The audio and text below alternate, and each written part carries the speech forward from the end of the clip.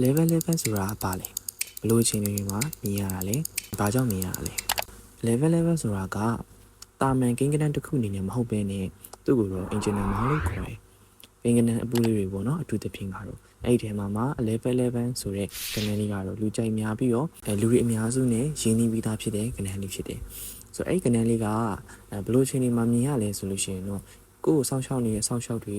angel တွေပေါ့နော်သူတွေကကိုယ့်ကိုmessage တစ်ခုကိုပေးခြင်းတဲ့အခါမျိုးမှာဒီလို angel number လေးတွေကိုပြသလေးရှိတယ်ပြောမယ်ဆိုရင်တော့ angel number ဆိုတဲ့ကဏ္ဍတွေမှာလည်းသူ့ရဲ့ကဏ္ဍကိုစီအလိုက်မှာသက်ဆိုင်ရာအဓိပ္ပာယ်လေးကိုချိကြတယ်အဲ့ဒီမှာ11ကတော့ကိုယ့်ရဲ့ဖြစ်ခြင်းတဲ့ဆန္ဒတွေအိမ်မက်တွေစိတ်ကူးတွေဒါတွေကမကြခင်မှာတကယ်ဖြစ်လာတော့မယ်အာယုံစိုက်ပါအဲ့လိုပုံစံမျိုးအနေနဲ့ message ပေးခြင်းတဲ့အခါမျိုးမှာဒီကဏ္ဍလေးတွေကိုမထင်မှတ်ပဲနဲ့ဒီကဖြစ်နိုင်တဲ့နေရာမျိုးတွေမှာတွေ့ရလေးရှိကြတယ်။အဲလိုတွေ့ရတဲ့အခါကျလို့ရှိရင်လည်းဒီကိုဖြစ်နေတဲ့ဆန္ဒတွေကိုဆူတောင်းကြတယ်ကိုလိုချင်တဲ့ຢာတွေကိုဆူတောင်းကြတယ်